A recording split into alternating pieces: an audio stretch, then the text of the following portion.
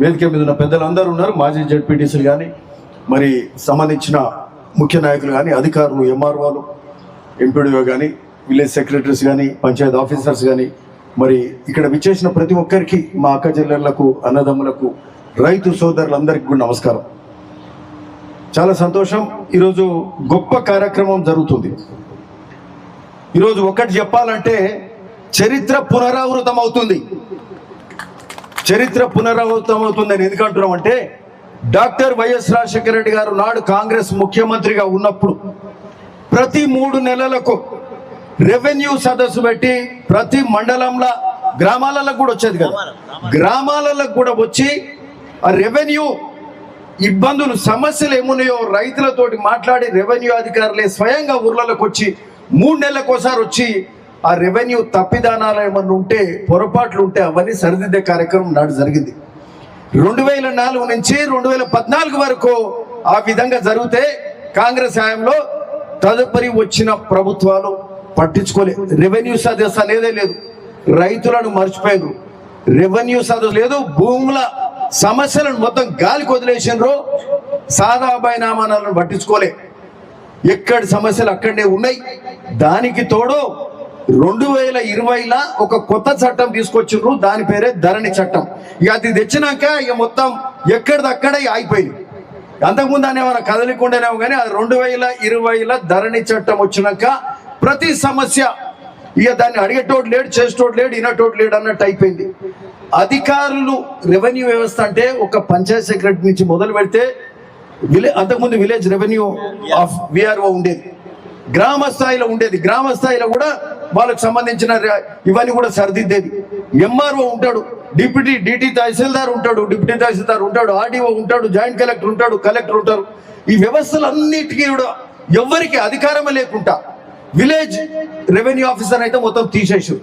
ఇక ఊర్లలో పని లేదనుకుర్రో ఏందో ఆ రెవెన్యూ ఆఫీసర్ మొత్తమే తీసి పడేసారు. ఎంఆర్ఓలకు అధికారం లేదు, కలెక్టర్ జేసీకి లేదు.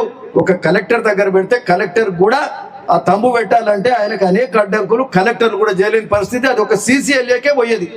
రాష్ట్ర స్థాయి అధికారి ఇన్ని గ్రామాలు, దాదాపు 12,500 గ్రామాలకు సంబంధించిన రెవెన్యూ సమస్యలు అక్కడ ఉసూరు ఎడికెళ్ళి చేస్తాడు. ఈరోజు పేదోడు ఇబ్బంది పడ్డాడు, అసైన్ ల్యాండ్స్ మీద ఇబ్బంది పడ్డారు. ఇవన్నీ కూడా ఈ మరి ధరణితం ఎందుకు తెచ్చిండ్రో అర్థం కాలే. ఈ చట్టం తీసుకొచ్చి ఎక్కడిదక్కడ వ్యవస్థను నిర్వీర్యం చేసి వాళ్ళకు సంబంధించిన భూములను, అంటే ఇది ఎట్లుందంటే అది ఆ సైట్ ఓపెన్ కావాలంటే దానికి సంబంధించిన ఆ సీసీఎల్ఏ కానీ కలెక్టర్ కూడా తక్కువ విస్తృత అధికారం లేకుండా సీసీఎల్ఏకే పోవాలి. అంటే పైన నాటి ప్రభుత్వ పెద్దలు చెప్తేనే ఆ సైట్ ఓపెన్ అయ్యేది.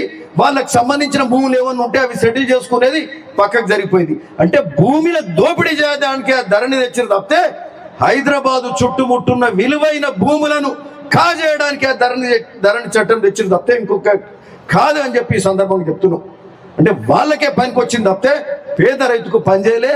రైతులు చాలా ఇబ్బంది పడ్డారు. చెప్పులు అరిగేలాగా ఎంఆర్ఓ ఆఫీసుల చుట్టూ, కలెక్టర్ ఆఫీసుల చుట్టూ, ఆర్డీఓ ఆఫీసుల చుట్టూ తిరిగారు కానీ వాళ్ళ పనులు కాలే. మీకు తెలుసు, ఇక్కడ మన ఇబ్రాహీంపేట దగ్గర ఒక మండల ఆఫీసులో అబ్దుల్లాపేట్ మండల ఆఫీసులో, ఎంఆర్ఓ ఆఫీసులో ఒక రైతు పోయి పెట్రోల్ పోసుకొని కాల్చుకొని చనిపోయింది. అధికారి మీద కూడా పెట్రోల్ పోసి కాల్చి మరి ఇద్దరు కూడా చనిపోయిన పరిస్థితి. అంటే ఒక రైతుకు అట్లాంటి ఇబ్బంది వచ్చింది, అట్లాంటి బాధ వచ్చిందంటే ఒట్టిగా కాదు. ఏళ్ల తరబడి తిరిగి తన భూమి తనకు కాకుండా పోతే ఏ రైతు ఊరుకోడు. రైతుకు భూమికి ఉన్న అనుబంధం అట్లాంటిది.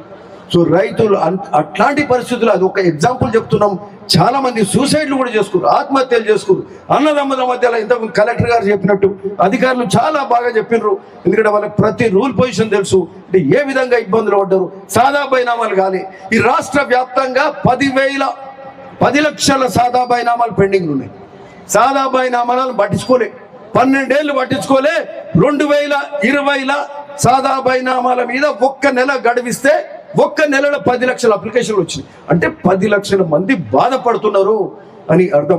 10 లక్షల మంది అప్లికేషన్లు పెట్టుకుంటే దాన్ని మరి పరిష్కరించాలంటే వాడు కోర్టుకు పోతే కోర్టు ఏం చెప్పిందంటే మీకు విధి విధానాలు లేవు, కాబట్టి ఇది చెల్లదు. మీ ధరణి చట్టమే పనికిమాల చట్టం, విధి విధానాలు లేని చట్టం ద్వారా మీరు ఎట్లా చేస్తారు ఈ సాదా బైనామాలు అని చెప్పి మరి అట్లాంటి పరిస్థితి ఉండే ఆ సాదా బైనామాలను మళ్ళా కోర్టు ద్వారా అయిపోయిన పరిస్థితి.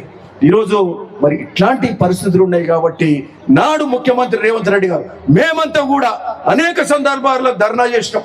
మరి గాంధీ భవన్లా అక్కడ మెట్ల మీద కూర్చొని ధర్నా చేసినాం, రోడ్లు ఎక్కినాం, భువనగిరిలో ధర్నా చేసినాం.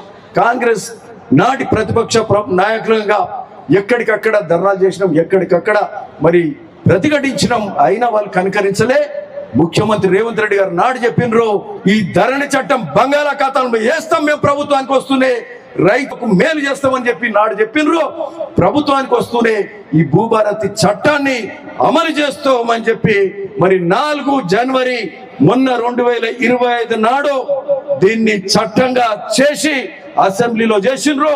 అందులో నేను కూడా పాల్పంచుకున్నాను చెప్పడానికి నిజంగా గర్విస్తున్నా. మీరు మాకు గెలిపించుకున్న మమ్మల్ని అనేక చట్టాలలో మేము కూడా మా పాత్ర మేము పోషిస్తున్నాం. ఈ యొక్క గొప్ప చట్టంలో మేము కూడా పాల్పంచుకొని ఈ చట్టం పాస్ కావడానికి దోహదపడ్డామని చెప్పడానికి సంతోషిస్తున్నాం. మరి అట్లాంటి ధరణి చట్టం 4 జనవరి నాడు వస్తే మొన్న అంబేద్కర్ జయంతి 14వ తారీఖు నాడు ఆ రోజు దీన్ని మరి రాష్ట్ర వ్యాప్తంగా దీన్ని మొదలు పెట్టాలనే కార్యక్రమం, శ్రీకారం చుట్టే కార్యక్రమం అక్కడ శిల్ప కళావేదికలో రెవెన్యూ అధికారులను అందరినీ పిలుచుకొని వాళ్ళతో మాట్లాడి ముఖ్యమంత్రి గారు దాన్ని ఆవిష్కరించారు. అంబేద్కర్ జయంతి నాడు ఆ మహనీయుడి మరి జయంతి సందర్భంగా ఈ యొక్క భూభారతి చట్టాన్ని ఆవిష్కరించుకున్నాం. మరి ఎందుకంటే రైతులతోటో ఇంకెక్కడో మీటింగ్ పెట్టలే, అధికారులతోటే. ఎందుకు పెట్టిరంటే ఇది చేయాల్సింది అధికారులు. అది ఎంత పెద్ద చట్టమైనా అధికారులు దానికి సహకరిస్తేనే అయితే